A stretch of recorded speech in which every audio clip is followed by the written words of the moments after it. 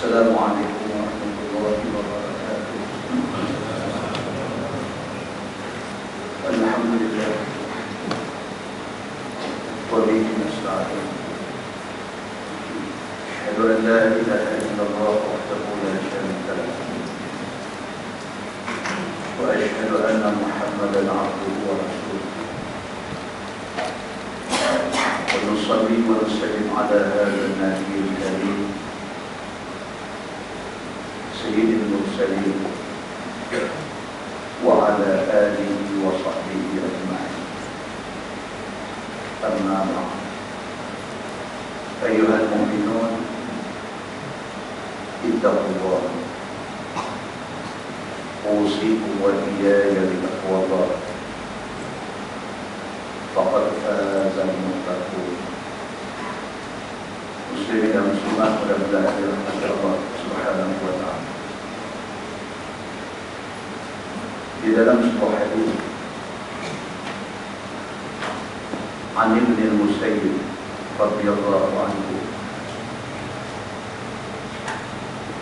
Inna Aba Hurairah radhiyallahu anhu qala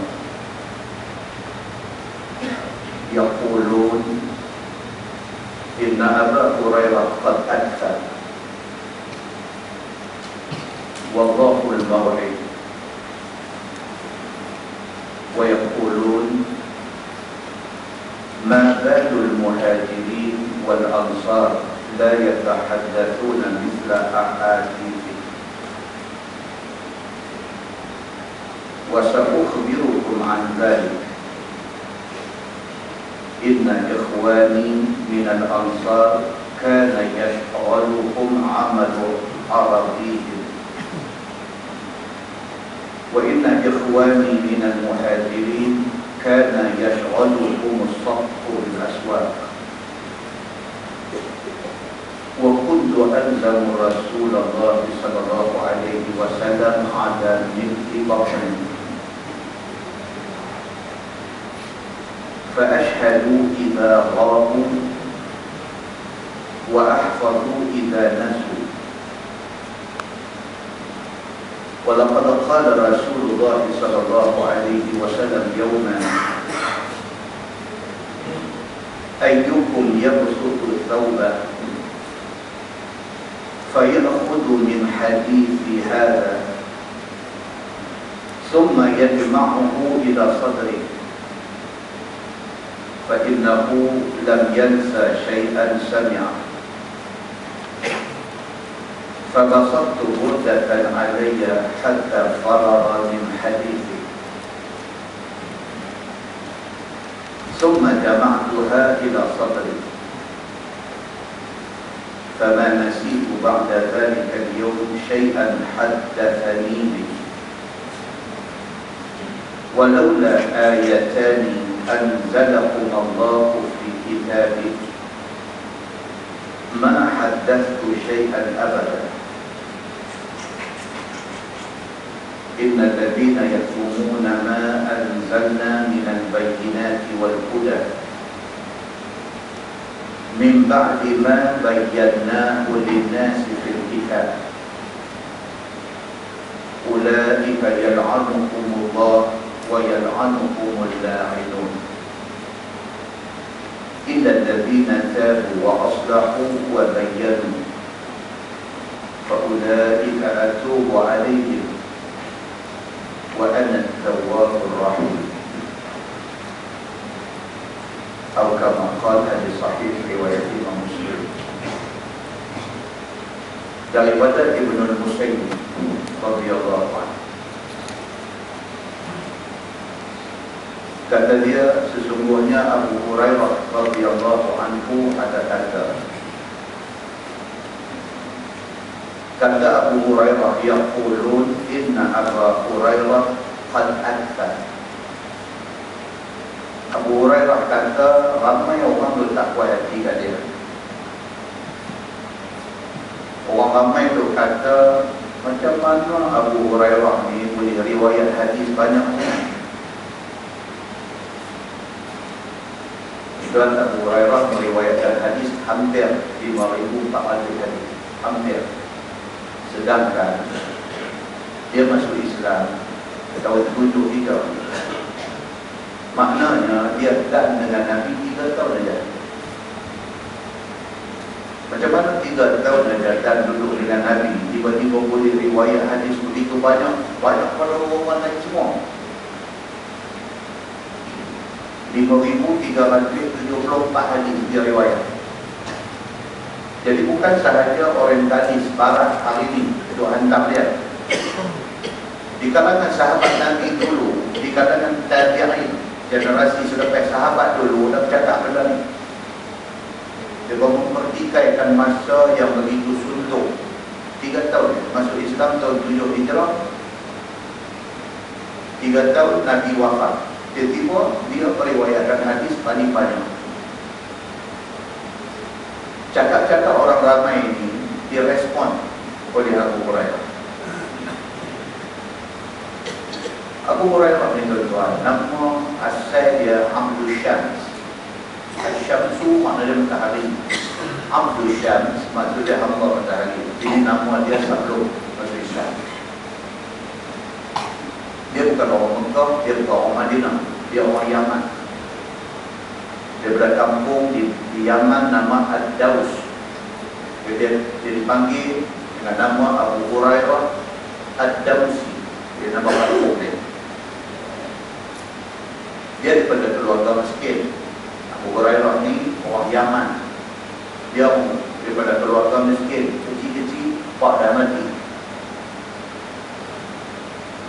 Membesar, cari makan belah kaki. Orang Arab dia panggil ra'i ghanam. Ra'i belah, penternak. Al-ghanam kaki. Dia ke Madinah dengan mak dia. Bila sampai di Madinah, dia syok dengan Nabi SAW. Dia ikut Nabi daripada jauh pasal dia belum Islam. Bila dia beritahu intention dia untuk masuk Islam, mak dia marah. Senyap-senyap dia masuk Islam. Dia cuba untuk pujuk mak dia ajak masuk Islam. Bukan sahaja mak tak mau ikut, mak dia marah dia sekali dengan sumpah seranak Nabi Muhammad SAW. Mak dia kata ni Muhammad punya pasal ni, kamu jadi macam ni. Kita tu elok-elok dah dengan agama kita, apa hal dia nak kena tukar agama? Maka mak dia marah dia sekali dengan Nabi Muhammad, mak dia marah.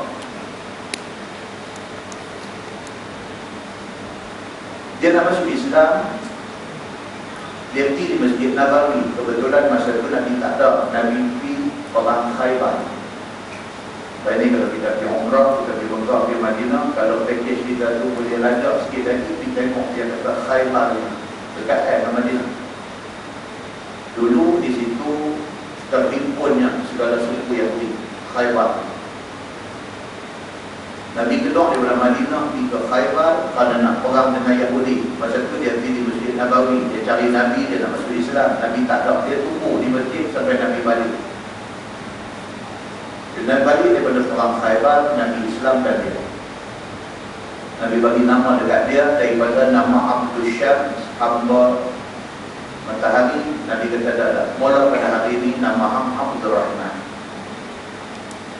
Maka dia ni nama dia Abdul Rahman bin Sakhar. Tak lama lepas itu Nabi ubah daripada Abdul Rahman, Nabi panggil satu kunyah. Kunyah dalam bahasa Arab ni maksudnya gelar. Nabi panggil dekat dia Abu Hurairah. Punca daripada dia ni satu orang peminat kucing.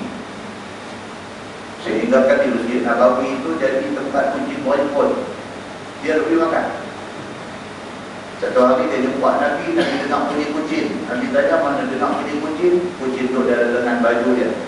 Mula daripada peristiwa tu, Nabi kata Fa'ad dan Abu Hurairah. Kalau macam tu, bapak anak kucing.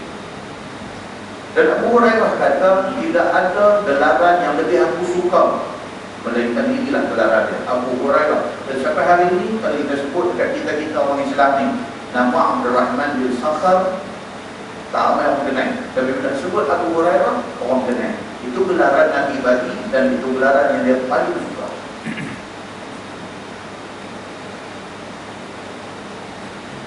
Dia tak puas hati apabila dia Islam, mak dia tak Islam. Tak faham. Dia rasa guilty, dia rasa bersalah, dia rasa takkan aku seorang nak masuk syurga, takkan esok di hari akhirat esok aku di syurga, mak aku di neraka. Walaupun dia tidak Islam, dia mak aku. Habis ikhtiar dia nak bagi mak masuk Islam ni, buka mulut aja cakap nak ajak masuk Islam. Bukan saja dia kena marah, sampai dengan Nabi-Nabi sekali mak dia nanti serana.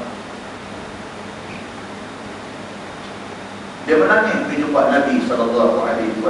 Dia menangis, dia kata, saya sedih, mak saya tak mau masuk Islam. Satu sedih.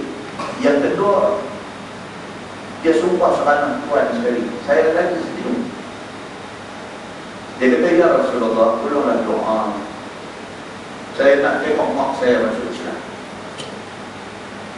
Nabi SAW katakan doa, minta, ya Allah bagilah hidayah kepada mak dia ni. Dia balik daripada jumpa Nabi, dia balik, dia sampai di rumah dia, mak dia kunci pintu di dalam, dia mendengar bunyi ayat, dia nak masuk tak boleh, mak dia kata nanti sah. Ini saya simpulkan daripada riwayat tentang dia.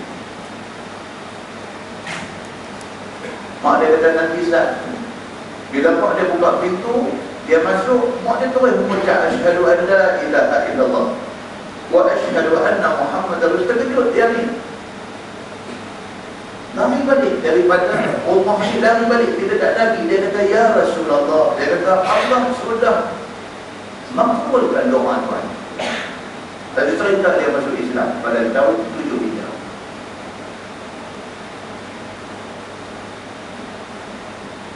Dia selepas daripada itu menjadi Ahlus Suffah. Pada zaman itu ada lebih kurang 70 orang Ahlus Suffah. Kalau tuan-tuan di Madinah hari ini, kita main daripada arah belakang ni, daripada arah Batu Nisa, pintu buat ni, main jerjak panjang makam Nabi tu, belah belakang dia ada satu pangking. Dia raise up satu platform, satu pangking tu, lepas tu dia letak Quran di situ lah ni. Itu pangking tu, di situlah tempat Ahlus Suffah. Ahlus Suffah ni adalah orang-orang miskin yang bukan sahaja daripada Mekah, daripada Madinah, bahkan daripada berapa tempat, daripada Yaman, daripada Bahrain, daripada apa semua. Dia masuk Islam, dia pergi bangun di pangking tu lah. Lain tak ada, melainkan nak mengaji agama dengan Nabi SAW. Macam Abu Hurairah, bila dia hijrah ke Madinah, dia ambil upah jaga kebun kurma orang kaya Madinah dengan upah yang tak seberapa. 3 tahun dia menjadi khadam Nabi SAW. Abu Hurairah ni khadam ilmu. Dia ikut Nabi SAW ke mana pun. Kalau waktu Nabi tidur aja di rumah, lain pada tu dia dengan Nabi SAW. Tadi kita baca hadis itu bagi hadis. Selama 3 tahun dia fokus nak belajar daripada Nabi. 3 tahun. Dan dia, kalau kita baca dalam buku cerita pasal Abu Hurairah ni, dia disebut sebagai photographic memory. Allah bagi dekat dia satu ingatan yang cukup sharp. Photographic memory. Dia macam isi photostat.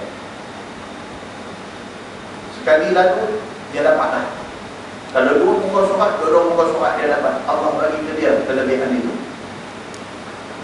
Maka 3 tahun dia duduk belajar daripada Nabi SAW cukup untuk dia jadi satu alim besar. Apabila tidak ada Nabi SAW, kealiman dia, kewarakan dia, keikhlasan yang terpancar daripada diri dia menarik perhatian majikan dia, tuan punya kebun kurma di Madinah ini. Maka ambil dia buat menantu.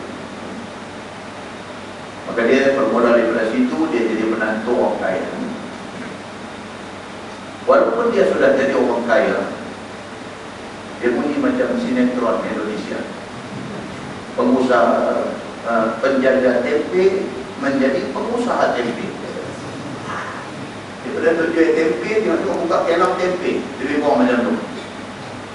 Daripada duduk kerja jual pokok korma, kek pokok korma dan sebagainya, tiba-tiba Abu Hurairah ni sudah jadi pemilik kebun korma. Pasal apa? Pasal dia menikah dengan anak orang kaya. Walaupun dia tiba-tiba jadi kaya, dia jadi pelaku mata dia. Dia mengekalkan hidup yang cukup sederhana. Tabiat dia selepas daripada jadi ada duit ni, suka menderma dan suka jamu orang susah. Jadi dia terkenal di Madinah. Dia suka jamu orang susah. Dia jumpa orang susah, dia bagi makan dia. Dia suka macam tu. Lepas wafat Nabi SAW, dia fokus kepada mengajar hadis di Masjid Nabawi. Sesuai dengan dia orang yang rapat dengan Nabi SAW, maka dia banyak tahu tentang hadis Nabi SAW. Sehingga dalam buku cerita tentang Abu Hurairah ni kata dia membahagikan malam dia kepada 3/3 untuk Quran aja, 1/3 untuk family dan untuk dia rest tidur, 1/3 untuk mempelajari hadis Nabi sallallahu alaihi wasallam. Masa Umar naik jadi khalifah, Umar lantik dia menjadi gubernur di Bahrain. Dia jadi gubernur Ustaz. Tiba-tiba dia ditokmak. Kata konon orang yang tak puas hati dengan dia buat satu cerita, kata Abu Hurairah ni mengambil kesempatan atas jawatan dia sebagai gubernur di Bahrain, dia buat duit. Bila report sampai kepada Umar ambil tindakan pecat dia. Sementara siasatan dibuat, dia dipecat. Di akhir siasatan didapati itu adalah fitnah dan tornahan. Umar nak balikkan dia ke jawatan itu, gubernur di Bahrain, dia tak. Umar tanya dia pasal apa? Pasal aku perlu untuk jaga Bahrain. Dia kata dia tak mau. Umar kata jangan ambil hati, betul. Dia tak mau. Umar tanya pasal apa? Dia kata kerana aku tak mau lagi nama aku dicalari. Aku tak mau dan nama aku damage dengan tuduhan yang tidak berasas. Hari ini aku kena, siasatan membuktikan aku bosin. Tapi kalau lagi sekali kena, kalau ke depan lagi 2 kali kena, berapa kali aku nak buang masa hidup dengan benda ni. Aku tak mau dah jaga jawatannya. Umar terima. Tapi dia kekal dengan loyal dia, dengan ketaatan dia, dengan kesetiaan dia kepada Umar sebagai khalifah. Walaupun Umar pecat dia, walaupun dia rasa seperti dia aibkan, tapi dia tak kisah, dia tetap taat kepada Umar sebagai khalifah, bahkan dia mempertahankan Umar. Ini pribadi Abu Hurairah radhiyallahu anhu. Bila jadi Al-Fitnatul Kubra, iaitu pada masa Sayyidina Osman jadi khalifah, Osman lagi teruk kena fitnah. Yang fitnah itu membawa kepada wujudnya pemberontak daripada Syam dan daripada Mesir. Mai mereka serang rumah dia, mereka kepung rumah Sayyidina Osman, mereka nak bunuh dia. Abu Hurairah pada masa itu bila dia dengar cerita kata orang sudah kepung rumah Sayyidina Osman, nak bunuh Sayyidina Osman, dia gelut dicari Muhajirin dan Ansar yang ada di Madinah pada masa itu. Dapat ada 7 orang, dia bawa main untuk nak defend Osman daripada nak kena bunuh.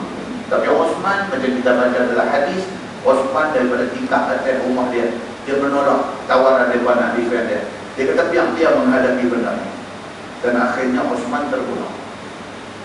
Kita dah baca dah cerita itu. Bila habis Sayyidina Osman naik Sayyidina Ali. Sayyidina Ali menawarkan jawatan Gubernur Madinah kepada Abu Hurairah. Dia tak mahu. Sebab dia orang alim Madinah pada masa itu. Memang orang tengok tak ada orang. Memang dia orang yang layak. Dia tak mahu. pengajaran dia menjadi gubernur di Bahrain. Dia tak mau lagi menjadi gubernur di Madinah. Sayyidina Ali suruh, dia tak mau sampai ke Sudan. Bila naik Muawiyah bin Abi Sufyan menjadi khalifah kepada kerajaan Bani Umayyah, Muawiyah ada cadangan daripada Marwan Al-Hakam, cadangkan supaya Abu Hurairah diberi juga jawatan gubernur di Madinah. Dia terpaksa terima. Di sini di antara sebab bersama, pasal orang Syiah tak boleh dengar nama Abu Hurairah. Orang Syiah tak boleh dengar nama Abu Hurairah. Kalau hadis sebut aja kata riwayat Abu Hurairah, dia buang. Pasal apa?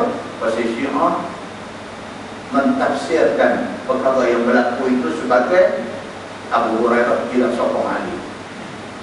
Pasal Ali tawarkan dia jadi gubernur Madinah, dia tak mau. Muawiyah naik, Muawiyah tawar, dia mau. Bermakna Abu Hurairah ni dalam hati dia ada rasa tidak suka kepada Ali. Maka kerana tu Syiah sampai hari ini tidak boleh terima Abu Hurairah radhiyallahu anhu. Bahkan mereka kalau sebut Abu Hurairah, dia sebut laknatullah alaihi. Wal'iyadzubillah. Benda-benda macam ini saja kita ambil tak. Barulah kita apabila baca satu-satu hadis sebut nama Abu Hurairah, kita tahu dia sama. Dia satu orang yang sangat hebat dan sangat istimewa. Hadis yang kita baca tadi diriwayatkan daripada dia. Kata Abu Hurairah, dia kata yaqulun, dia kata orang ramai duk cakap, duk tak puas hati. Dia berkata inna Abu Hurairah qad akthar. Dia berkata Abu Hurairah ni main kok mana dia ni yang dia banyak sangat riwayat hadis ni. Sedangkan 3 tahun aja dia duduk dengan Nabi. Abu Bakar As-Siddiq, daripada zaman di Mekah dalam Abu Bakar sudah Islam, berapa saja hadis Abu Bakar riwayat. Umar, Osman, Ali, berapa saja hadis dia panggil riwayat. Dia panggil lagi ramah dengan Nabi. Yang Abu Hurairah ni tahun 7 hijrah masuk Islam, tiba-tiba riwayat hadis sampai 5,000 lebih. Maka orang mempertikaikan Abu Hurairah radhiyallahu anhu. Dia respon kepada benda ini. Dia kata wallahul maw'id. Abu Hurairah kata Allah Subhanahu wa taala yang bagi kesempatan kepada dia untuk bersama Nabi. Dia kata walaupun Allah bagi dekat dia 3 tahun, tapi 3 tahun bagi dia cukup bermakna.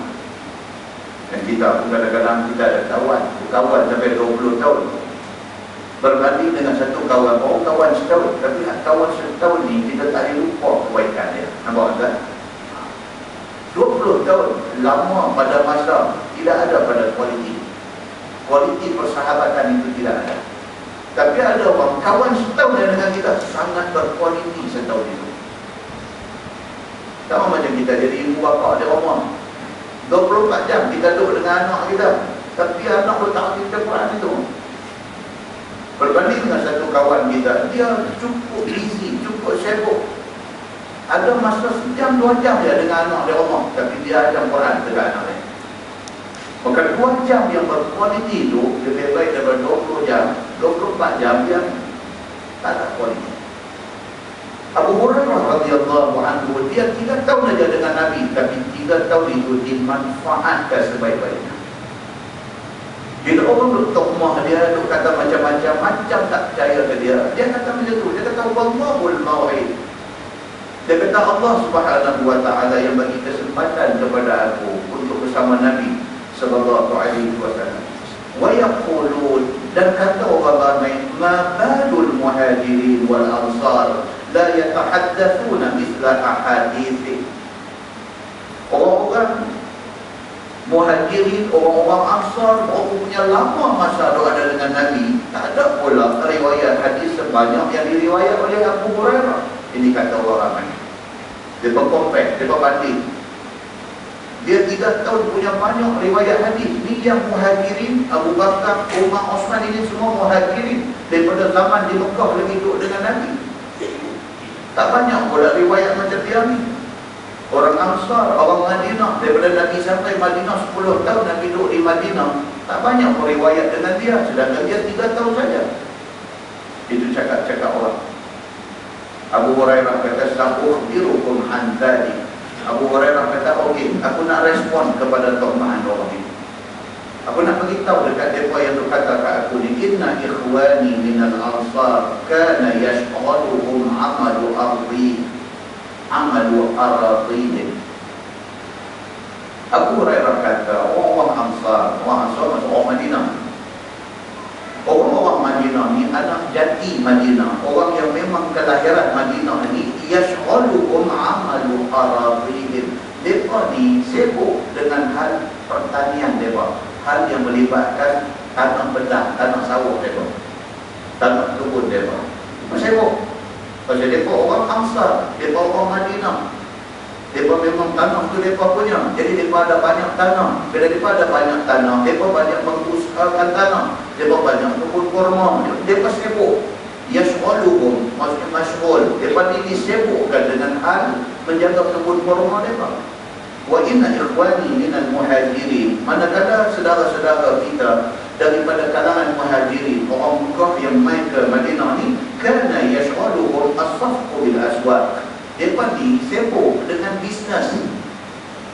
Mereka main daripada Mekah main ke Madinah, selai sepinggang, tak ada apa, ada tanah di Mekah.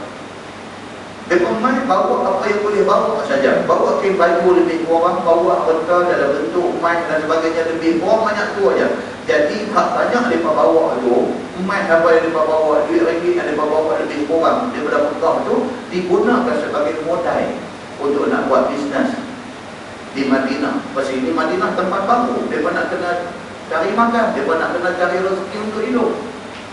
Maka kerana itu Abu Hurairah kata, orang-orang muhajirin, orang Mekah yang main ke Madinah, mereka sibuk dengan hal awal bisnes mereka. Wa kuntu alzamu Rasulullah sallallahu alaihi wasallam ala milki batni. Manakala aku, dia kata, aku main daripada Yaman, aku tak ada apa. Dia kata, aku main semata-mata kerana nak memenuhi perut dan dada aku dengan ilmu daripada Nabi sallallahu alaihi wasallam. Apa adanya? Anak kita pergi masuk sekolah Irsyad, ngaji daripada form 1 sampai form 5, tu tak erti Arab itu. Daripada form 1 sampai form 5 ngaji bahasa Arab, tak erti Arab itu lah. Ada satu engineer lulusan universiti dalam bidang engineering yang tidak pernah masuk sekolah menengah agama apa pun tak pernah. Dia main daripada aliran sains dan sebagainya, masuk universiti jadi engineer. Dia keluar kerja, dia pergi kelas bahasa Arab intensif 1 tahun, dia menguasai bahasa Arab. Ada tak jadi benda ni? Ada, ramai yang tadi tuan-tuan. Ni habis mengaji Irsyad daripada form 1 sampai form 5, tak erti Arab itulah. Siap dengan tak mau belajar bahasa Arab, siap nak lari daripada sekolah Irsyad. Nak lari. Duk kalut depan periksa form 3, dia duk kalut nak keluar, nak pergi sekolah sains, nak pergi MRSM, nak pergi, tak mau duk sekolah Irsyad ni. Ayah dia pasal apa? Ayah nak hang mengaji sekolah agama, ayah nak hang reti bahasa Arab. Dia kata pasal bahasa Arab tu nak lari. Dia tak boleh. Pasal apa? Pasal tak minat pada awal. Tak minat. Dia tak minat bahasa Arab ni, sampai buka ustaz mengajar bahasa Arab ni, dia nampak kembang kecil dia nampak, dia tak mau bahasa Arab ni sampai macam tu. Dan inilah penyakit yang terjadi di sekolah menengah agama hari ini. Tak tahu tak mana silap. Silap guru tak pandai mengajar ke, ataupun tak tahu. Yang seorang ni pula daripada form 1 masuk sekolah yang bukan aliran agama, tak pernah jumpa bahasa Arab, tak reti pun fa'il maf'ul ni nak baring macam tak reti. Masuk universiti, pergi luar negeri, United Kingdom, United States of America, balik main dengan ijazah engineering, dia kerja, punya training nak jadi ustaz. Sampai ada inisiatif sendiri, dia ambil kelas bahasa Arab intensif dan sebagainya, dan akhirnya menguasai bahasa. Itu bandingannya kalau kita nak bawa pada hari ini. Dan demikian hal jadi kepada zaman Nabi SAW. Abu Hurairah ni main daripada Yaman, Main-main dalam 3 tahun tu dia menguasai ilmu-ilmu Islam sampai dia menjadi guru besar dalam bidang hadis di Madinah.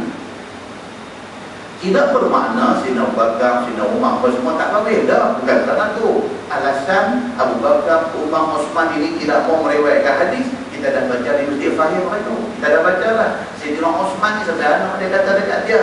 Anak dia kata dekat Sayyidina Osman, dekat bapa dia kata ayah punya lah rapat dengan Nabi. Pasal apa tak banyak ayat cerita apa yang Nabi kata. Osman kata, pasal aku tak cerita ni, pasal aku dengar Nabi kata, man kadzaba alayya muta'ammidan falyatabawwa maq'adahu minan nar. Osman kata, Nabi dah bagi warning. Siapa hidup cerita tak betul tentang Nabi, dia mendustakan hadis Nabi secara sengaja, siap tempat di neraka. Aku takut nak abang kata Nabi kata, aku takut aku silap. Bukan dia tak banyak riwayat, ingat dan sebagainya hadis Nabi, tapi dia nak abang takut. Berbeza dengan Abu Hurairah, dia pun nak rasa apa. Kalau dia tak habang apa yang dia dengar daripada Nabi, dia dengar bukan sekali, bukan 2 kali, berkali-kali. Pasal 3 tahun dia fokus ikut Nabi. Dia tak rasa pula, kalau aku tak cerita kat orang apa yang aku dengar daripada Nabi, aku dilaknat Allah Subhanahu wa ta'ala. Nampak? Daripada different dimension, dia make different pendirian di kalangan sahabat. Kata dia, walaqad qala Rasulullah sallallahu alaihi wasallam yauman. Abu Hurairah kata, aku nak cerita dengan apa satu benda, apa tak puas hati sangat dekat aku. Apa pertikai aku ada masa 3 tahun aja dengan Nabi, tiba-tiba aku riwayat banyak hadis daripada Nabi. Okey, now dia kata aku nak cerita dekat apa satu kejadian. Wa aslahu, kemudian dia buat pembetulan pada kesilapan dia. Faulaika atubu alaihim, mereka itu aku terima taubat mereka. Dia ada ilmu, dia simpan kat dia. Lepas itu dia rasa bersalah pasal menyembunyikan ilmu. Dia bertaubat dan dia sebarkan ilmu. Orang macam ni Tuhan kata, aku terima taubat dia. Wa ana tawwabur rahim, dan aku Tuhan yang maha menerima taubat dan maha penyayang kepada hamba-hamba. Muslimin dan muslimat yang dirahmati Allah sekalian. Itu cerita tentang Abu Hurairah radhiyallahu anhu, dan juga ilmu yang Allah anugerah dekat dia, dan juga mukjizat Nabi yang tertumpah kepada dia. Mudah-mudahan mukadimah itu memberi manfaat kepada kita insya-Allah. Kita menggunakan Bahrul Mazi jilid 4.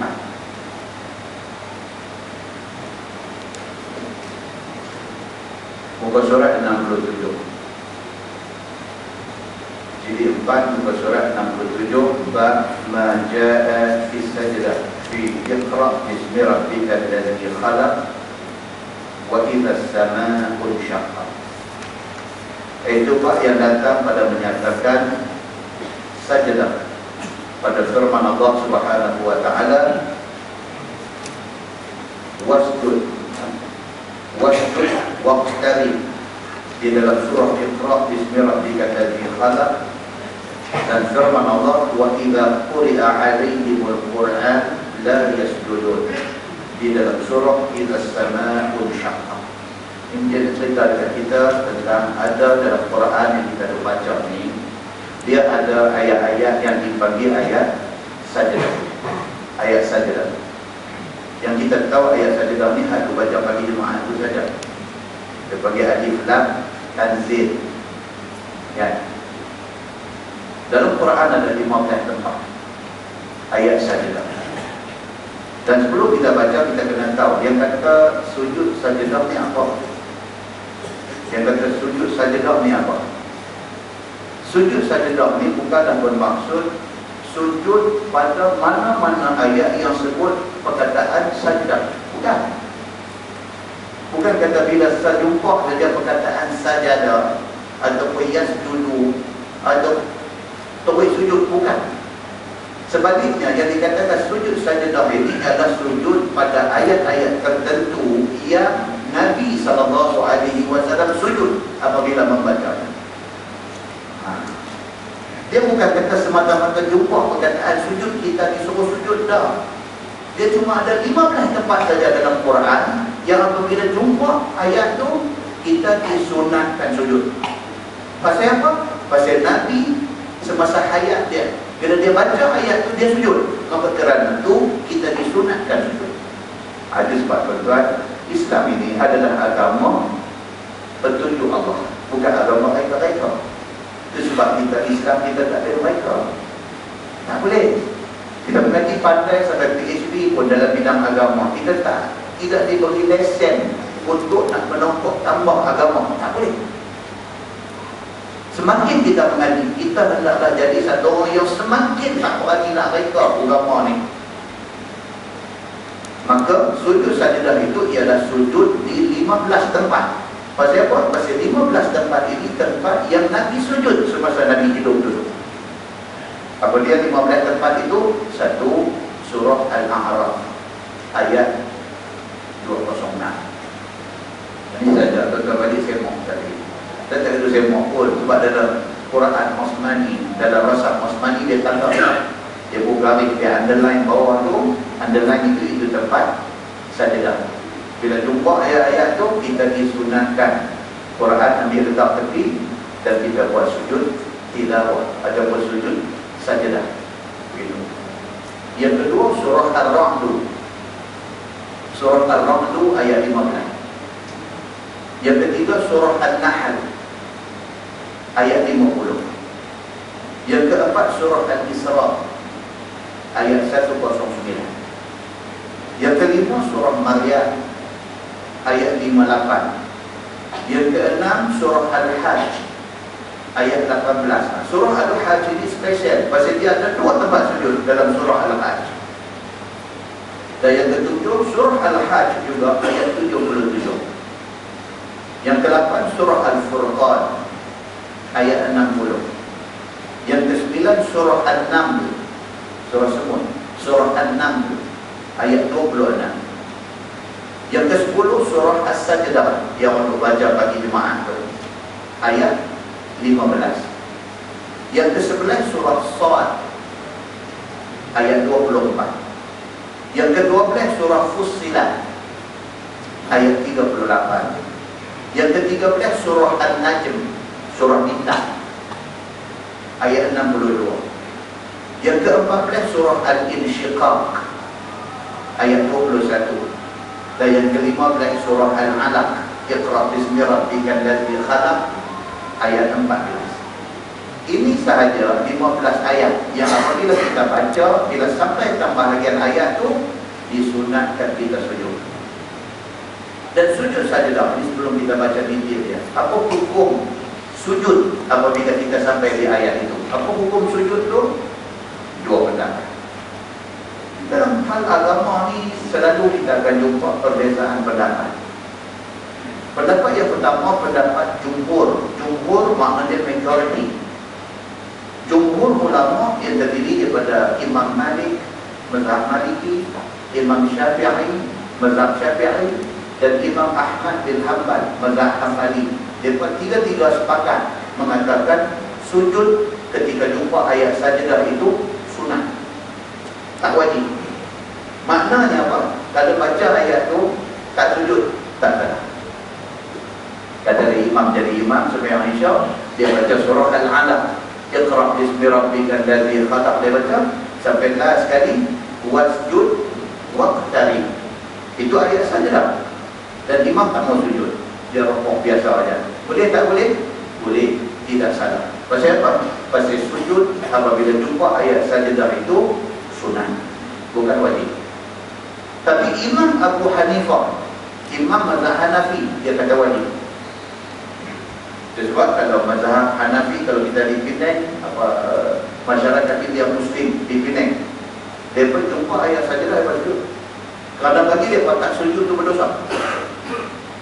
Jadi kita kena tahu benda ni. Pasal apa? Supaya kita tak jadi cemburu. Pasal kita ni satu penyakit tuan-tuan. Kita mudah kata orang salah. Ini penyakit kita. Senang kita salahkan orang. Jadi kita kena tahu dulu orang buat tu betul ke salah. Kita nak buat ke tak mau buat macam dia buat, itu kita punya hak. Tapi kita sekurang-kurangnya kita ada ilmu. Kita tahu dia buat tu pasal apa. Kita tahu kata dia buat, dia ada hujah dia. Kita tahu dia buat pasal ada hadis yang menyokong perbuatan dia. Cuma kita cenderung kepada hak kita dulu kan, kita buat macam kita. Pasal apa? Pasal bukan kata Abu Hanifah salah dalam hal ni. Ini ijtihad. Ijtihad tak salah. Cuma beza dia kalau tepat 2 pahala. Kalau tak tepat 1 pahala. Dia tak ada saja pangkatnya. Nampak? Bila kita faham benda ni, tidaklah timbul riuh rendah di dalam masyarakat. Muslimin dan muslimat yang dirahmati Allah sekalian. Isu yang kedua dalam bab sajadah ni, isu yang kedua, adakah kita nak sujud sajadah ataupun sujud syukur? Kena ada wudu. Ini juga satu perbincangan. Kena ada ayat semayang, kena ada. Kita duduk di rumah, sujud sajadah ataupun sujud syukur. Ni kita cakap tentang sujud syukur. Kita duduk di rumah pun. Sejauh anak telefon daripada universiti dia. Ayah, dia betul bunyi. Salam pun tak bagi. Jadi kita tak buat ni pasal apa? Ni abang dapat 4 flat. Faizal. Nak abang result keluar, dia duduk dari universiti dia tu dapat 4 flat. Abang dapat 4 flat. Faizal. Alhamdulillah kita ni pun. Tak boleh tengok kiblat belah mana. Kita pun duduk di rumah tak pakai seluar awal, seluar pendek. Kita pakai tutup aurat elok. Tak boleh kita pun sujud. Sujud itu sujud syukur. Sedangkan kita tak ada ayat semayang. Boleh tak boleh? Ataupun bila dengar berita tu, okey, boleh ni tahniah, ada ayat semayang tak? Ataupun macam tu. Cerita ada ayat semayang ataupun tidak ada ayat semayang untuk sujud sajadah dan sujud syukur ini dibincangkan oleh ulama besar. Baik. So perlukah ada wudu? Pendapat pertama Ibnu Taimiyah dan Ibnu Hazm. Dia kata oleh kerana sujud syukur ataupun sujud sajadah ini bukan salat, bukan semayang, maka tidak perlu wudu. Itu pendapat Ibnu Taimiyah dan Ibnu Hazm. Ini orang hebat tu kan. Kalau nak cerita Ibnu Taimiyah dengan Ibnu Hazm, tak baca pula kitab malam ni. Kan cerita Abu Hurairah saja pun nak masuk Aisyah. Nak cerita pula tentang Ibnu Taimiyah, tentang Ibnu Hazm ni pada cerita. Ibnu Hazm ni bukan orang komen. Dia ulama handal di dalam apa nama Islamic jurisprudence ataupun dalam bahasa agama dia bagi usul fiqh. Ibnu Hazm ini dia ulama di dalam usul fiqh, di dalam Islamic jurisprudence. Kalau nak tuan-tuan pergi buat law dekat UIA, ada pengaji Islamic jurisprudence. Bunyi hebat, tapi makna dia usul fiqh. Ya. Ada budak-budak kita pergi mengaji di universiti buat bidang syariah, dia katanya buat bidang apa dulu? Saya buat Islamic law. Bunyi itu hebat. Saya buat Islamic law, syariah. Terus syariah itu pun lagi hebat, tapi diperhebatkan dengan istilah orang putih itu. Islamic law, bunyi itu. Kalau abang saya buat syariah, masa macam oh esok jadi ustaz, bagaimana? Sebab saya buat Islamic law, dia tak tahu esok jadi lawyer. Tuan-tuan, bahasa mempengaruhi persepsi orang. Nampak? Baik.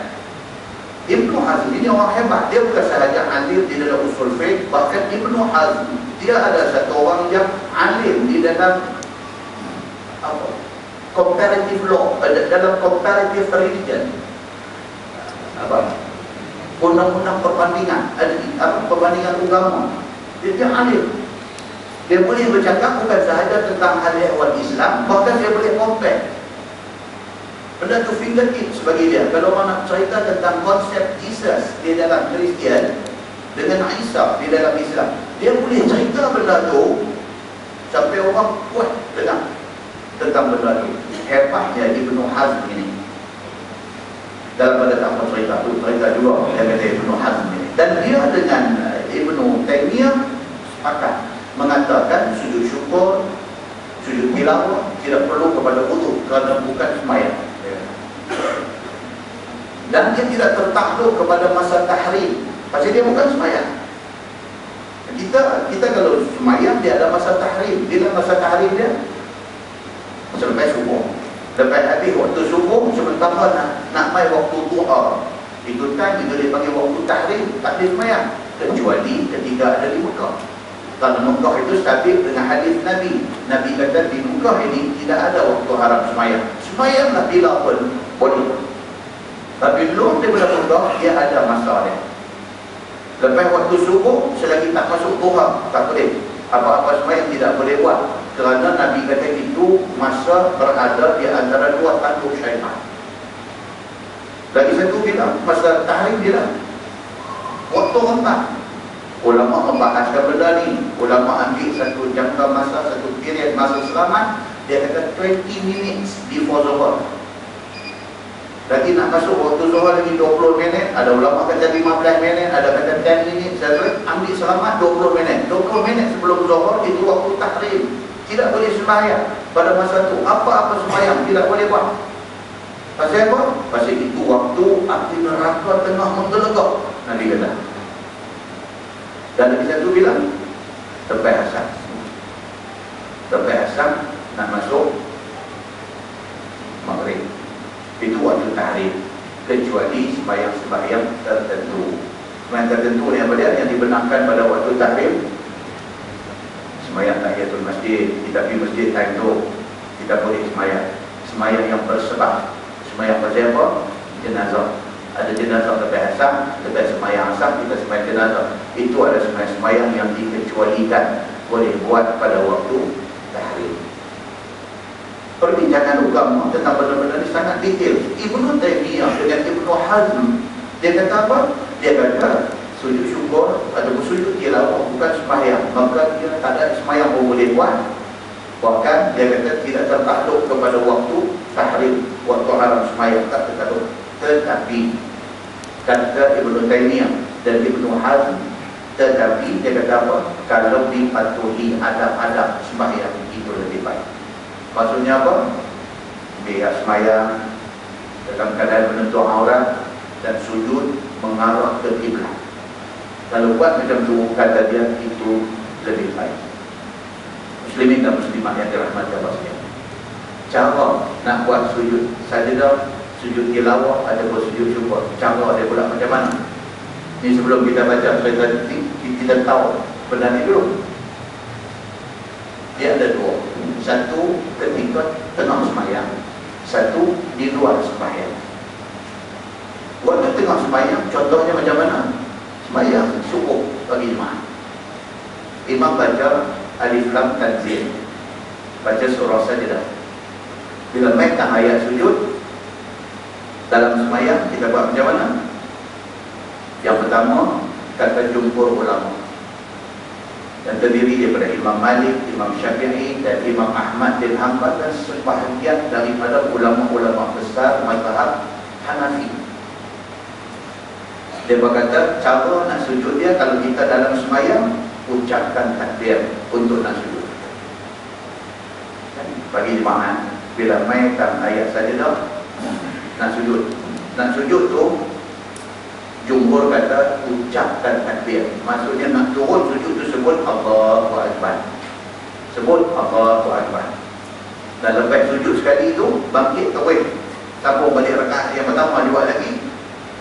Nak bangkit tu pun sebut Allahu Akbar. Itu kata jumhur ulama. Sebut tu nak sujud pun sebut Allahu Akbar. Bangkit pada sujud nak berdiri balik pun sebut Allahu Akbar. Tapi Imam Abu Hanifah dia kata apa? Tak perlu sebut Allahu Akbar. Bila sampai dalam ayat tu, terus sujud. Dan habis sujud, terus bangkit saja. Tak payah sebut Allahu Akbar. Itu pendapat Imam Abu Hanifah. Habis.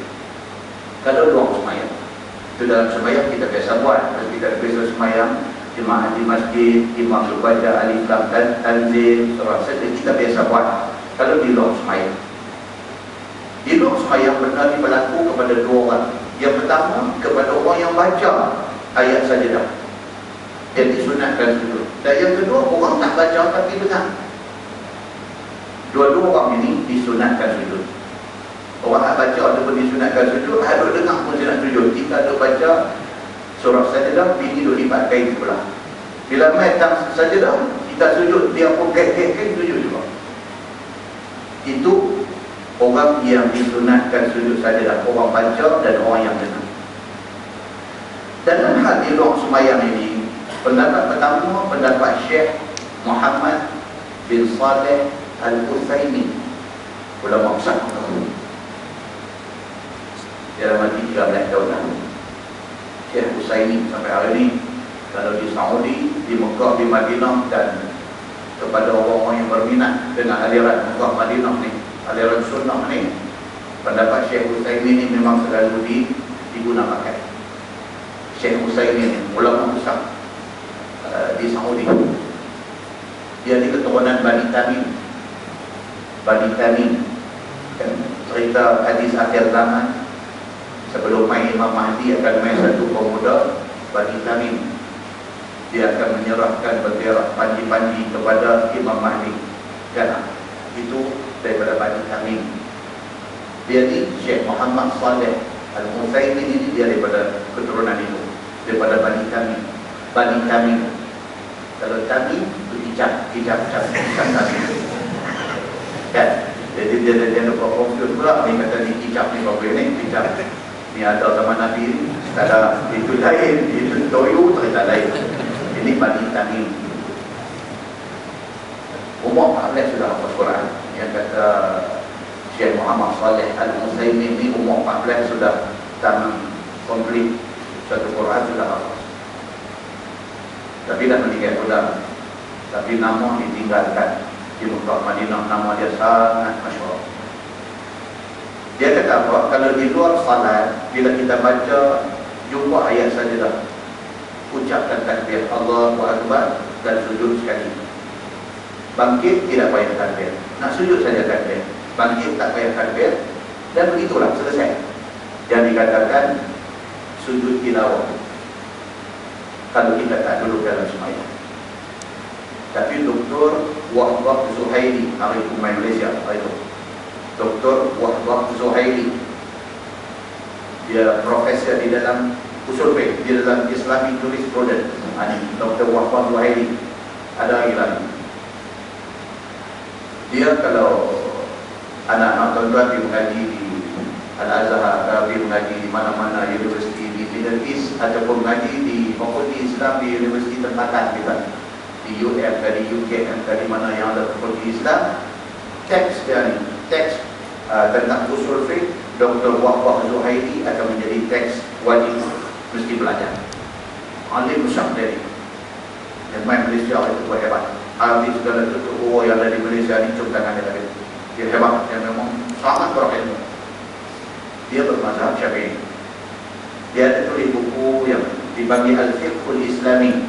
Ada terjemahan dalam bahasa Malaysia, ada juga di kedai-kedai buku Harfad. Pada boleh tengok Al-Fiqhul Islami Dr. Wahbah Zuhaili. Dia tulis cara untuk nak sujud sajadah ataupun sujud syukur dan sebagainya. Dia kata ada 5 rukun berdasarkan mazhab Syafi'i. 5 rukun. Yang pertama, niat. Niat ni, aku sujud ni sujud syukur, aku sujud ni sujud sajadah. Yang kedua ada takbiratul ihram. Kena ada takbiratul ihram.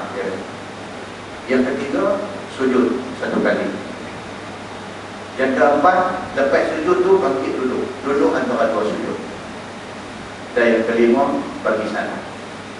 Kata Dr. Wahbah Zuhaili, ini mazhab Syafi'i. Jadi kita nampak kepelbagaian pendapat di kalangan ulama. Jadi kalau kita rasa tak masalah pun, oleh kerana itu mazhab Syafi'i dan kita pun ikut mazhab Syafi'i, kita buat macam tu. Tapi kalau kita jumpa depan mata kita ada orang, ada takbir apa, tiba-tiba dia terus sujud saja, dia bangkit, dia pergi duduk saja, jangan kata apa kat dia. Kerana pendapat itu didokong oleh ulama besar dua. Mana-mana satu pun tidak salah. Dan kata Dr. Wahbah Zuhaili, pastikan sujud syukur ataupun sujud tilawah itu dibuat dalam keadaan kita ada ayat sembahyang. Dan kita dalam keadaan menutup aurat. Dan kita dalam keadaan menghadap kiblat. Ini benar jelas sebelum kita baca cerita tentang di mana tempat nak sujud. Baik, nak kita tengok bab yang datang pada menyatakan sajadah pada firman Allah wasjud waqtarib di dalam surah Iqra, dan juga ayat wa idza quri'a 'alaihimul Qur'an la yasjudun di dalam surah Al-Insyiqaq wa idza as-samaa'u insyaqqat.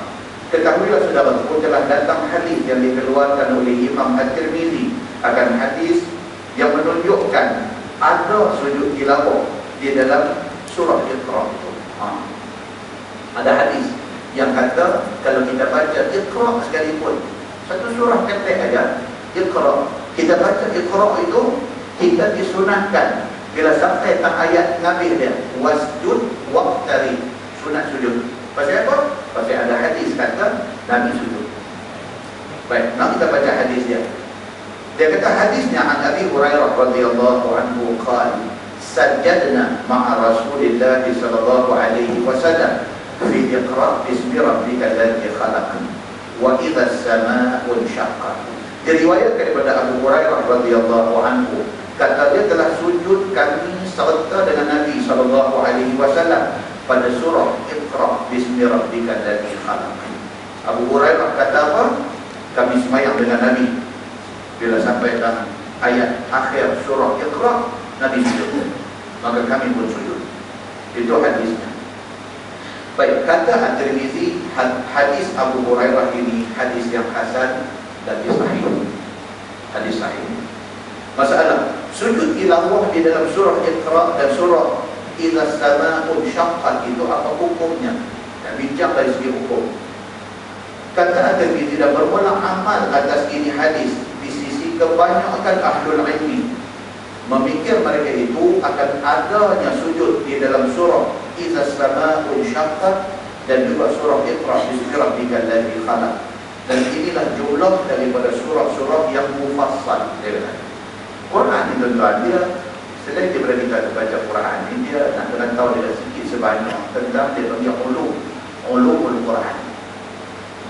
Dia antara benda-benda asas di dalam ulum Quran ini dia nak apa? Dia kata Quran ini terbagi dua. Satu, ayat-ayat Makkiyah. Satu lagi ayat-ayat Madaniyah. Ayat Makkiyah maksudnya ayat turun masa Nabi di Mekah. Ayat Madaniyah, ayat yang turun masa Nabi dah hijrah ke Madinah. Itu satu. Yang kedua, Quran ni pula dia terbahagi kepada pembahagian panjang pendek.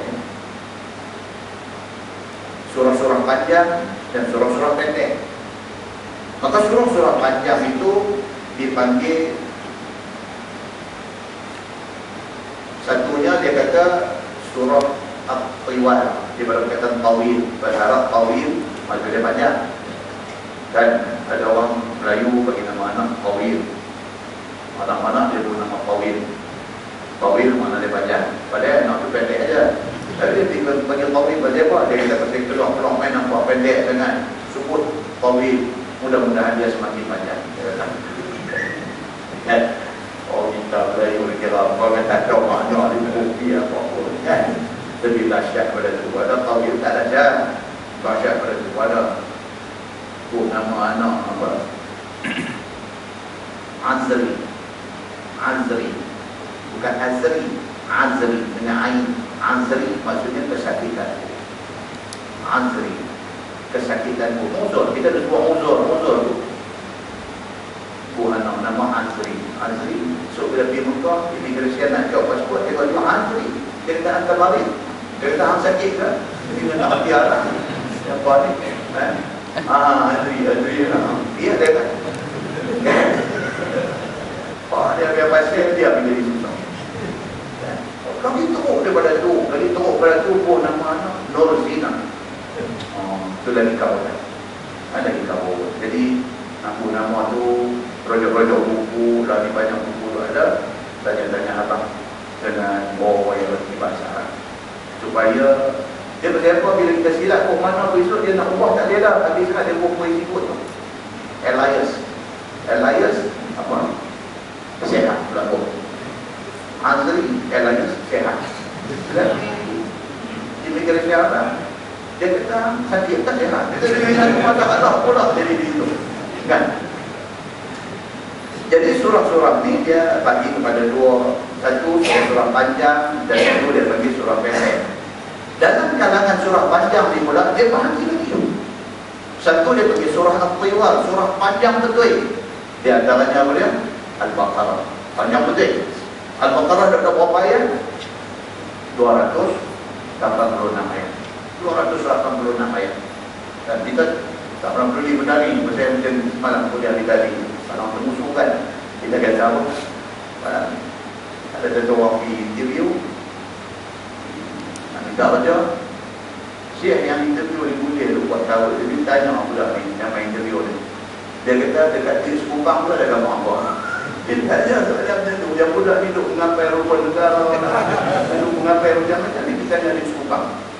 Dia kata di Sekupang ada gambar apa? Budak ni boleh Sekupang. Sekupang. Bunga raya lah, bunga raya di Gelang tu.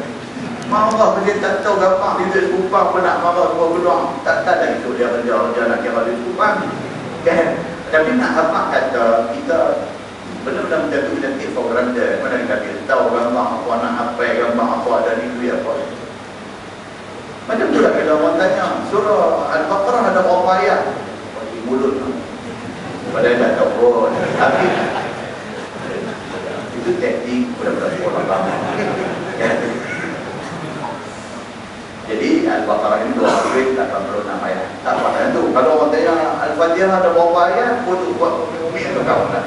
Al-Fatihah tak boleh lupa. Apa kan mesti tahu. Sebab hadis sebut contohlah Sab'un Masani, dia ada 7 ayat. Itu jangan lupa. Coba apa ayatnya. Yang kedua, dalam surah-surah panjang ini dia ada bagi surah Al-Mi'un. Al-Mi'un.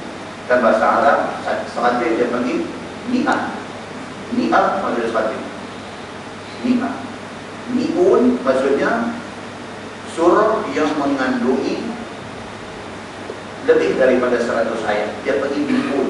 Al-Mi'un. Apa nama, kalau ayat Arab dia panggil Mi'ah. Kan? Pancong toilet tu dia panggil Duratul Miyah. Duratul Miyah, bukan Miyah. Mi'un. Mi'un ni maksud Sabil. Kalau Duratul Miyah maksudnya wilayah Pancong. Kalau pergi Saudi, kita tanya dekat poli hari jaga airport tu nak tanya Pancong kat mana. Kita tanya Ismah ya Syekh, aina Duratul Miyah? Dia belum berlupang dia datang. Pasal apa? Itu terlalu bahasa surat. Ismah ya Syekh, minta maaf. Aina Duratul Miyah? Di mana agak wilayah? Dia dengar, dia berlupang dia datang. Pasal apa? Saya lepas di sana, dia rosakkan bahasa tu. Dia tak panggil Duratul Miyah, dia panggil apa? Duratul Moyang. Dia panggil Moyang itu bahasa yang telah diporak-porandakan oleh orang Arab. Kan? Moyang begitu. Kan? Jadi Al-Mi'un maksudnya surah yang mengandungi lebih daripada 100 ayat. Dia ada juga surah yang panggil Al-Masani. Al-Masani maksudnya surah itu hampir 100 ayat.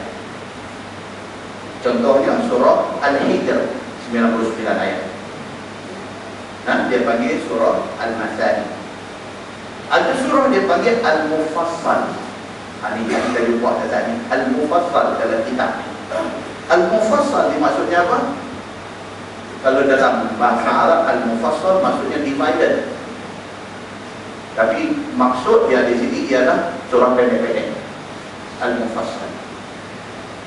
Dalam kumpulan surah-surah pendek ini pula ada 3 pula. Yang ini tak masuk Malaysia. Tentang aja sudah selesai jumpa ini nak apa tak ada.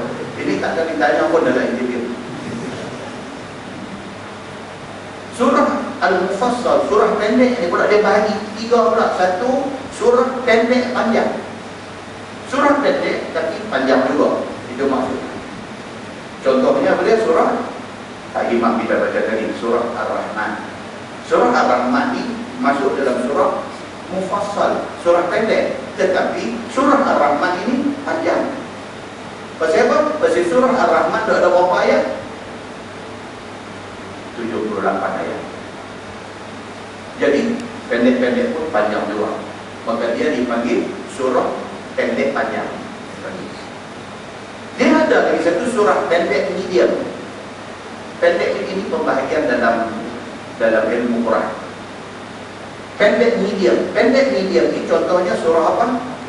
Wasyamsi wa duhaha. Surah Asy-Syams.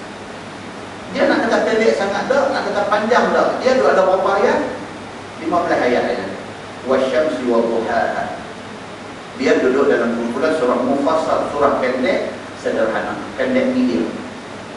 Dia ada juga surah Mufassal, surah pendek yang dipanggil pendek-pendek. Contohnya surah apa? Inna a'tainakal kautsar, yang menjadi surah wajib kita bila sembahyang asar. Kan? Ya, automatik kan Allahu Akbar, iftitah, Fatihah, inna a'tainakal kautsar. Lagu tu yang kita tidur ni. Jangan rakaat kedua Fatihah, qul huwallahu meluncur pula. Itu adalah surah-surah favorite majority orang. Okey. Baik, sunnah yang kita nak baca lah ni, dia kata apa? Dia kata sujud tilawah ini berlaku di dalam surah yang mufassal, surah pendek. Maksudnya apa? Iqra bismi rabbikal ladzi khalaq, duduk dalam kumpulan surah apa? Surah pendek. Adakah Iqra yang duduk dalam kumpulan surah mufassal, surah pendek ni pun bila mai tak ayat sujud, kita disuruh sujud? Itu ceritanya. Dan kata setengah daripada ahlul ilmi, tidak ada sujud pada surah pendek itu kerana akhirnya ditinggalkan, yang tidak dibuat oleh Nabi SAW. Ada sebagai ulama kata no, surah-surah mufassal, surah-surah pendek seperti Iqra, seperti Idza as-samaa'u syaqqat, surah Al-Insyiqaq, ini surah pendek. Surah-surah ini kalau jumpa ayat sujud, Nabi tidak sujud, kata setengah ulama. Maka kerana itu surah pendek kalau jumpa ayat sajadah tidak disunatkan sujud. Maka golongan yang pegang kepada benda ni, dia bila baca surah ni, surah pendek ni, dia tidak sujud. Sedangkan hadis yang kita baca tadi, Abu Hurairah kata apa?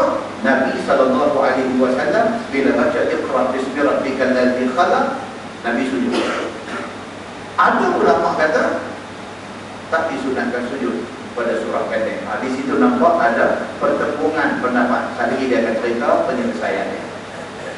Baik, masalah sujud pada Idza as-samaa'u syaqqat, apa kata Imam Syafi'i? Kata dia, wahai saudaraku, di dalam Al-Um ada ikhtilaf di antara Imam Malik dan Imam Syafi'i tentang surah mufassal, surah pendek ini. Kata muridnya, kalau aku tanya akan Imam Syafi'i tentang sujud di dalam surah Idza as-samaa'u syaqqat, anak murid Imam Syafi'i tanya Imam Syafi'i, ni bila kita baca surah pendek ni, Idza as-samaa'u syaqqat ataupun Iqra bismi rabbikal ladzi khalaq, adakah bila tentang ayat sajadah kita nak sujud? Maka jawab Imam Syafi'i, dia kata padanya sujud. Imam Syafi'i kata ya, sujud.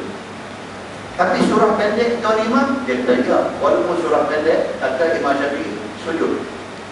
Apa alasan Imam Syafi'i? Alasan dia hadis yang kita baca tadi. Baik. Maka kata Imam Syafi'i, maka kata anak murid dia, apakah dalil bahawasanya padanya itu ada sujud? Ni anak murid itu cakap pandai.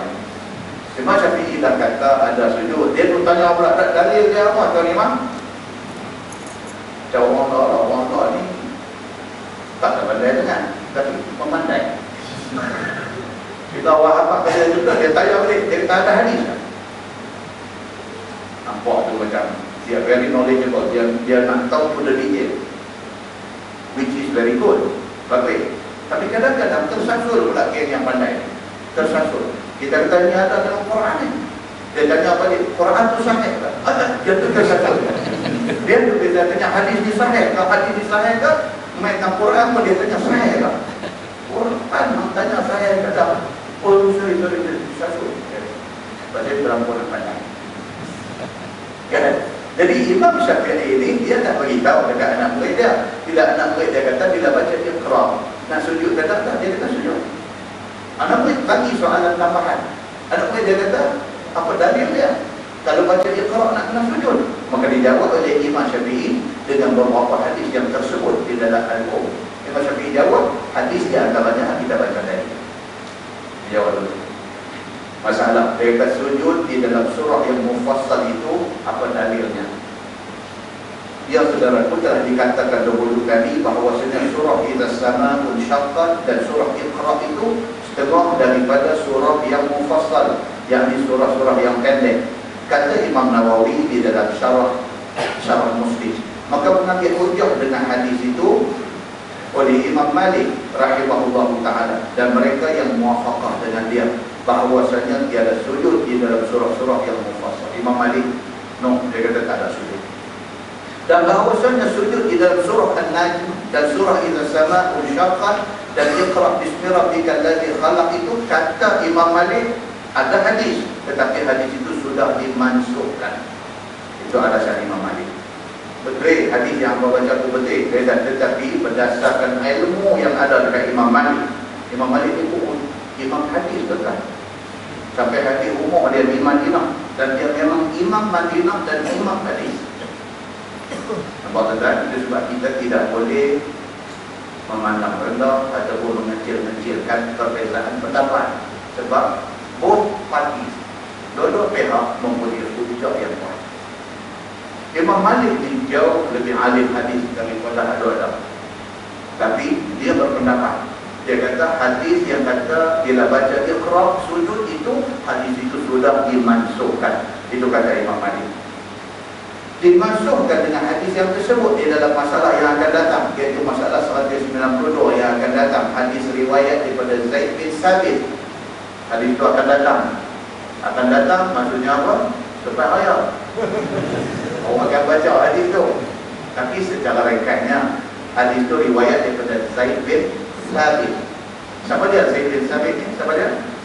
Dia khalif zaman Nabi. Sampai Nabi sebut, Nabi kata siapa nak belajar Quran, belajarlah. Di antaranya Nabi sebut nama Zaid bin Sabit, alim Quran. Jadi hadis riwayat daripada Zaid bin Sabit, dia kata apa? Dia kata satu hari dia duk baca surah An-Najm. Nabi duk ada. Bila sampai tang ayat sajdah, Zaid bin Sabit tak sujud dan Nabi pun tak sujud. Hadis ni digunakan oleh Imam Malik nak kata surah-surah mufassal, surah-surah yang pendek tak payah sujud. Dia kata pasal apa? Pasal hadis Zaid bin Sabit, dia baca surah pendek sampai tak ayat sajdah, Zaid yang baca pun tak sujud, Nabi yang ada tepi pun tak sujud. Itu hujah Imam Malik, dan Imam Malik imam hadis. Nampak tuan? Dua-dua pihak ada hujah mereka. Baik. Dan dia kata di situ menunjukkan bahawa Nabi tidak sujud. Ataupun dengan hadis riwayat daripada Ibn Abbas bahawasanya Nabi SAW tidak sujud dia pada satu daripada surah yang mufassal, yang pendek-pendek selepas daripada Nabi berhijrah ke Madinah. Benda ni berlaku selepas Nabi hijrah ke Madinah. Nabi bila Nabi baca ataupun orang baca surah mufassal, surah pendek, orang tu pun tak sujud, Nabi pun tidak sujud. Kata riwayatnya begitu. Kata Imam Nawawi, dan bermula ini mazhab dhaif. Ni yang kata perbezaan pendapat di kalangan ulama besar. Imam Nawawi bukan kecil anak. Imam Malik kata kalau baca surah pendek Iqra', main tak ayat saja, tak payah sujud. Pasal apa? Pasal hadis kata Zaid bin Sabit baca, Zaid tak sujud, Nabi pun tak sujud. Imam Nawawi dia mazhab Syafi'i, dia ulas balik benda tu. Dia kata apa? Dia kata itu pendapat yang dhaif, itu pendapat lemah. Dia kata ulama dulu dia mempertikaikan pendapat tanpa menghina orang yang mengeluarkan pendapat. Itu beza. Kita hari ini kadang-kadang kita melarat. Perbezaan pendapat membawa kepada menghina orang yang berpegang kepada pendapat yang satu lagi. Ini tak boleh. Ini satu benda yang sangat tak sehat yang berlaku dalam masyarakat hari ini, khususnya di Malaysia. Khususnya di Malaysia. Sampai keluar dalam TV bercakap menghina pendapat yang satu lagi. Tak boleh. Itu sudah dipanggil juak nama dia. Kita juak, kita kata kita betul, yang orang tak boleh. Sedangkan orang yang di sana mempunyai mudah yang buat. Kalau kita tidak boleh ikut, kita rasa pendapat yang kita pegang kita lebih selesa, kita buat. Jangan menghina pihak yang berbeza pendapat. Muslimin dan muslimat yang dirahmati Allah sekalian. Kata Imam Nawawi, dan bermula di mazhab dhaif, dia kata maka sesungguhnya telah sabit hadis Abu Hurairah radhiyallahu anhu yang tersebut tadi ini, yang diriwayatkan oleh Imam Muslim, katanya telah sujud kami serta Nabi SAW apabila Nabi baca Idza Samaa'u Syaqqat dan Nabi baca Iqra' bismi rabbikal ladzi khalaq. Maka sesungguhnya telah ijma' ulama atas hadis itu, dan ijma' ulama bahawa Abu Hurairah masuk Islam pada tahun yang ke-7 Hijrah. Kita baca tadi. Jadi kalau kata Nabi bila hijrah dalam Mekah ke Madinah, Nabi dah tak sujud dah. Apabila baca surah Iqra', Nabi tak sujud, itu tak betul. Pasal apa? Pasal Abu Hurairah masuk Islam pun 7 hijrah. Nabi dah hijrah 7 tahun dah baru dia masuk Islam. Hadis tu diriwayatkan selepas 7 tahun baru dia riwayatkan hadis tu. Bermakna Nabi SAW sujud bila baca surah Iqra berlaku selepas tahun yang ke-7 hijrah. Itu hujah dari segi ilmiah hanya begitu. Baik.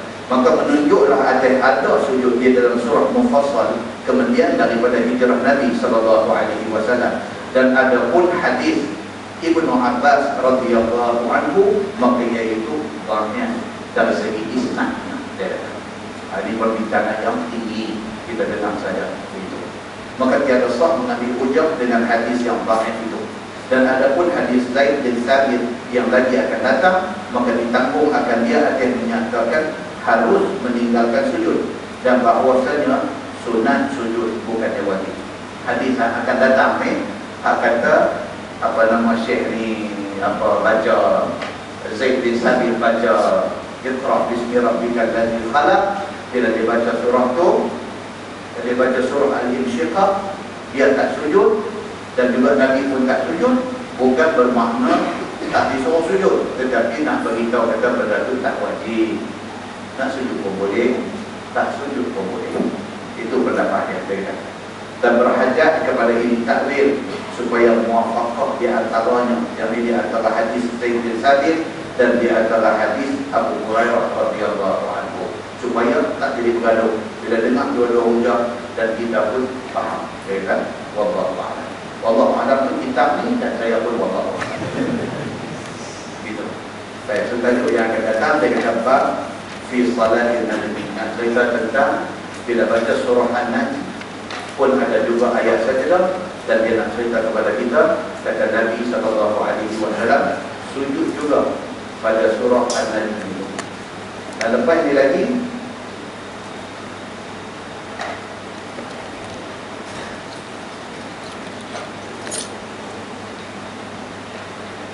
dia akan main hadis-hadis dan cerita tentang surah-surah yang Nabi sujud ni. Saya tidak akan baca banyak-banyak sebab dia akan cerita benda yang sama. Cuma saya akan baca hadis dia saja. Kita akan tahu bagaimana Nabi SAW buat apabila baca surah-surah itu. Kemudian pula kita akan tengok yang akan datang ni, yang main cerita surah Sad, surah Al-Hajj. Kita akan baca selepas ni, lepas raya insyaAllah kita akan masuk ma yaqulu fi sujudil Quran, apa bacaan dalam sujud saja. Yang kata sajada wajhiya lillazi khalaqahu. Adakah itu bacaan yang Nabi baca dan apa makna dia? Kan kita dah kadang-kadang 30 tahun lah terus sembahyang pagi Jumaat tu buat sujud saja dah, dan 30 tahun tu kita tak tahu makna dia.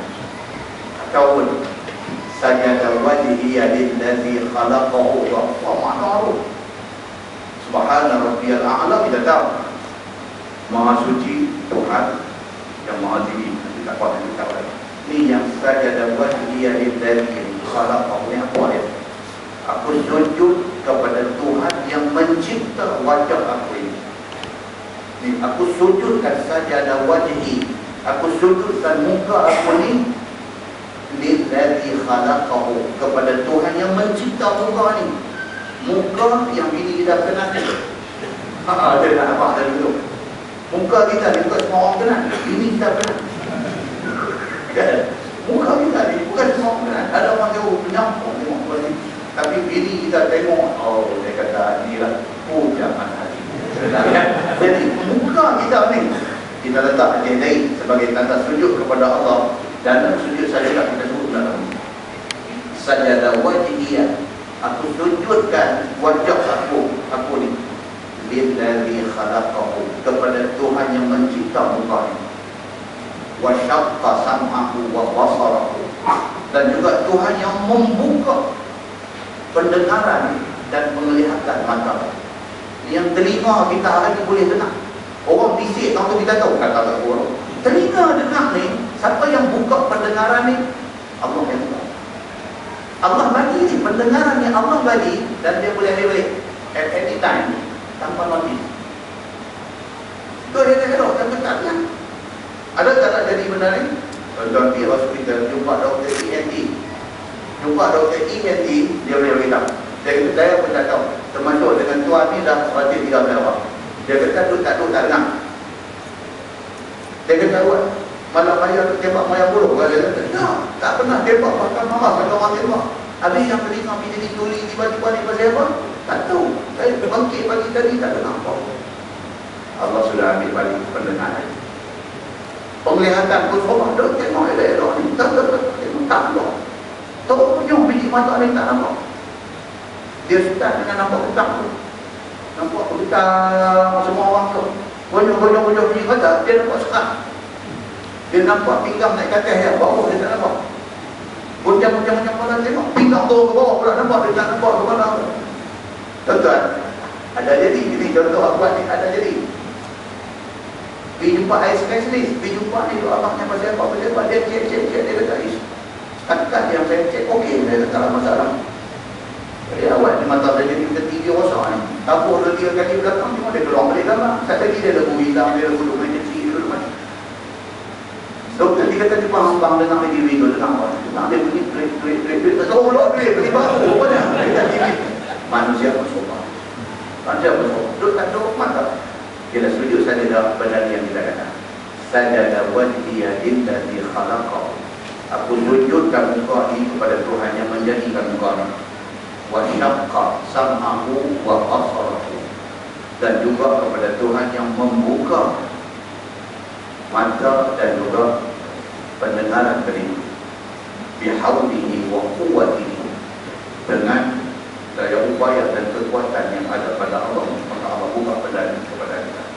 Pernah dan selama ni kita sembahyang sujud sajadah, kita tahu itu yang kita ada baca dalam sujud kita itu. Dia akan main dikir dia, insyaAllah banyak umum kepada kita tanggung dengan tasbih kafarah dan surah Al-Mas.